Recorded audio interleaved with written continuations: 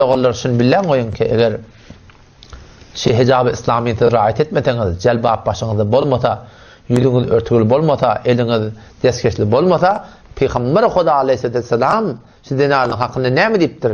Onu aydıptır ki ennisa hubaleti şeytan deyiptir. Denanalar şeytanın torları deyiptir. Toroklu erkek adamları helelin üstüyle. Haçan bunu siz erkeklerden toran. Siz erkekten toran ki denananı gören ne, dar koynak bana denananı gören ne, anırdan geliyken namayan bedeni, sizden erkek adam yüreğine ne mi düşüyor? Ne mi hıyal düşüyor? O şu hıyal ne çöğüllep şun zihnine galiye. Hatta qabattan qabat yere baranna da ayaşı ketekin denanatı ki sen görüp dursun, gözüne düşüp dursan hıyalını geliyem ya gelmeye Müslümanlığın. Hayti bir Müslüman qavvoriya, sen ayallığın ayaşın qavvoriyartın mı? Ki sen bir qabat yerik baranna, sen hıyalın bilen marahim şöyle etçegi işin ettin. O seni erkek doğan ayaşını gayratın çeker mi? Ki bir adam geldiğinde sen namusunu görsün, sen namusunu görsün, ve sen namusun hıyal bilen öz namusun yanına varsın. Sen değil mi Ahunağı qatayt ya deyip? Ya Ahunağı bu fırın bir münkursuzluk etkiyer o deyip. Sen öz imanın, öz vicdanın, men başaracak şunu.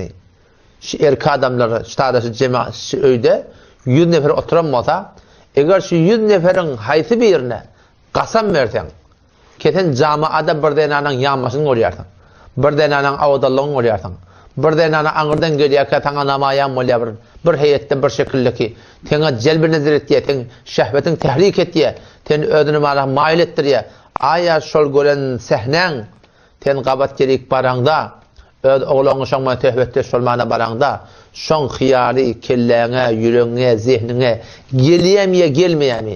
Eğer şu otakta 100 adam oturan olsa, şu 100 adam haysi bir qasam içip keplek gidin, köyok Ahunağa, men hiyalime gelmeye. Başarılar Müslümanlığın. Erkek adamı erkek adamdan soran. Heleyle şahit bidatlar bilmeyen olsun. Heleyle bir dar koynak geyi, halk geyi yedik geyi.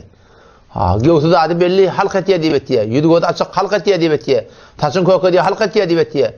Dar koynak geyi iğne yağmaşlar bir halk etiye dibetiye. Ama erkek adamlar şu vağın bir Müslümanlığın camadır, vağiyetçi.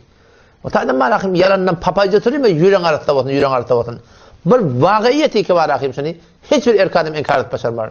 O zaman şu taydan seni ayallığın, şuna sen namus et, utanç et, haya et, şermet ki sen bir adamın hıyalına, yorgununa girmeli. O şöyle hiç haram yöne.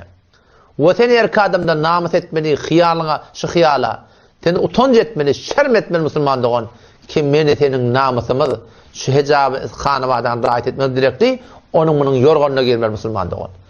Papayca türünün peydatı yok. Ödün bana sadık bol. Öde çektirme koyupturlar. Çektirme koyupturlar. 100 adam da ustadı oti.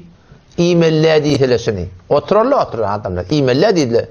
Ama kim hevat etip bilmez. Hevatının onu kim geçer? Bir adam tafık bolar mı ki şimdi hevat etmeyenler?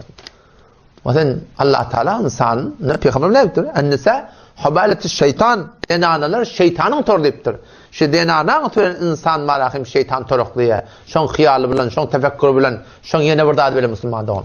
O zaman şu taydan ayarlı oğullar, şun hakkında bir qati oylanmak gerek.